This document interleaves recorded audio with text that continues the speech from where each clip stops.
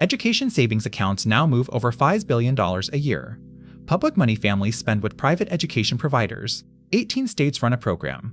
Every one of them only pays approved vendors. So the question that decides whether you see any of it, how do you become one? 4 steps, any state. Start with your state program, not the payment platform.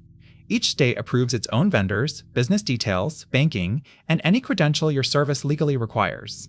A teaching certificate for tutors in some states. An active license for therapy, everywhere. Then on board with your state's payment rail.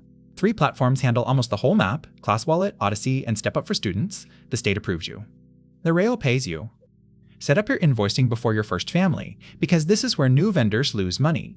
Programs reject invoices missing a single required field: the student's name, the date each service was delivered, the educational subject on every line, your credential where it's required, and keep records as you go. Invoices, service logs, credentials, programs audit vendors, and clean records are what keep the funds flowing. Register with the state, on board with the rail, invoice to the exact field list, stay audit ready. Every state's specific steps, deadlines, and invoice rules are free at GetESAPaid.com. There's also a free generator that builds your state's compliant invoice in about a minute. Links below.